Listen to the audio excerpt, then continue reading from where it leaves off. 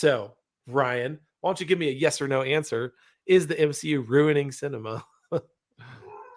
Uh, I believe that the MCU is now ruining cinema.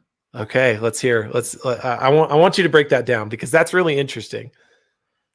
I feel that when the MCU started, it started off with good intentions and was something different and had actually carved a way into a new way of comic book films, which I think could have become like a lot of people have compared to westerns and stuff, and could have become quite boring quite quickly. So I think that they created something that was new and rich and exciting, and yeah, it was really exciting for cinema, and I was really excited about it and where it was going to go.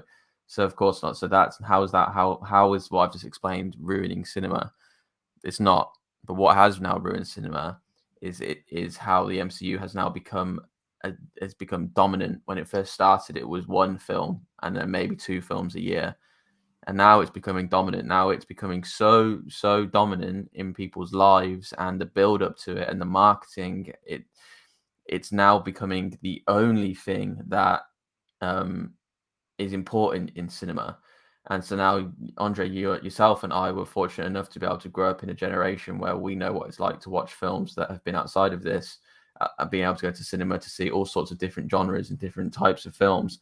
But now it's become so dominant in terms of in terms of just generally seeing films, but not even that. Like the way that it's dominating how the films are, the quality of films, and how the quality of films have seen, and that these are becoming the benchmark for a good quality of film, because reviewers seem to be in this thing of where they can't seem to review a Marvel film poorly. I don't know what it is. I don't know if Disney have a stronghold over them or something like that, but every film is always getting a very high review, and so therefore it's now creating a benchmark. When it's like, these, when it started, these films were never a benchmark. Like Iron Man was a really good film, and yeah, name all your other films that you like. They were good films to start off with. I liked The Incredible Hulk when that came out, and Minority, but they're good. Fine, they were good films, but they certainly aren't the benchmark of what a quality film should be. Steven Spielberg, Right. Christopher Nolan, Scorsese were laying the way of what a benchmark of a rich, good made film with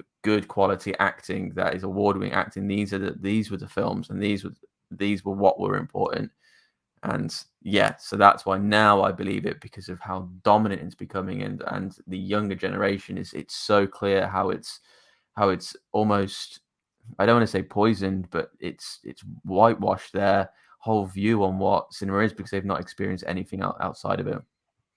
Yeah, and that's dude, I think that's the crux of what I feel is what the MCU's influence has been, um, not just on the industry, but on movie-going audiences worldwide. And it is that audiences are being conditioned to Mm, to think that, like you said, that like these Marvel movies are somehow the pinnacle of cinema, and they're not. They're not at all. They're not. And but when, like you said again, and this was another great point, um, how the MCU has been able to infiltrate not just movies, but they are. I mean, they're taking over streaming, right?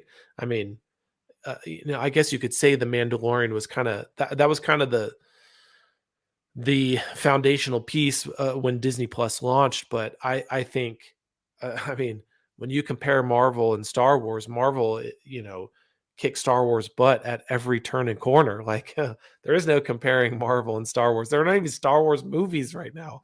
I don't even know when the next Star Wars movie is going to be. It hasn't even been announced. We don't know. Like there's so much just chaos with what's going on with Star Wars. But like Marvel is not just in movies now; it's on TV, and what it requires of you in order to keep up. I mean, what time is left for anything else, you know?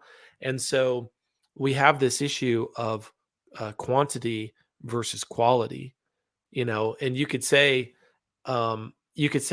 yeah, it's cool to see so many different characters within the Marvel universe get their own movies and things like that. But without these movies being connected and building to a larger story, like if you were to actually analyze and look at these movies independently, uh, just to say, do they stand on their own? Man, I would say at least half, if not more, of the Marvel movies are not that good. They're just not good, and they're buoyed up by the fact that it's building to a larger climactic ending, like it was in Infinity War and Endgame. And so you have a more of an enjoyment of these other movies because you know it's leading to something more.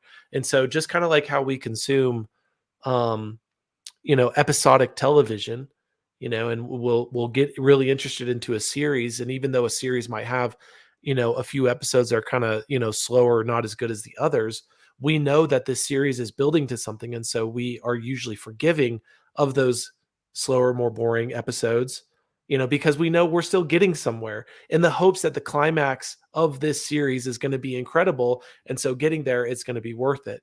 But see, that strategy or that kind of uh, movie making um, process, I guess, has now been it's been taken from TV and put into movies. I mean, because that's what Marvel is. I mean, all these movies, they're episodes. They're just episodes in the kind of a larger story.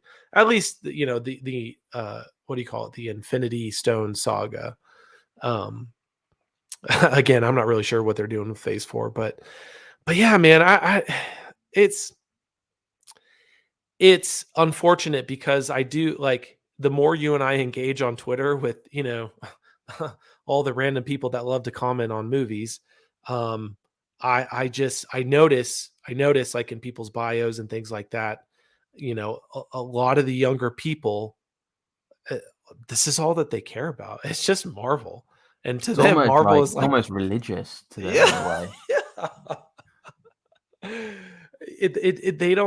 They don't have any understanding, like you said, like kind of us coming from an era before Marvel, where we were watching movies before Marvel. We would go to the theaters to see movies that weren't Marvel.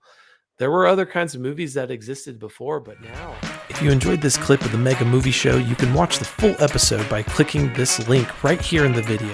And be sure to click the like and subscribe buttons on your way out.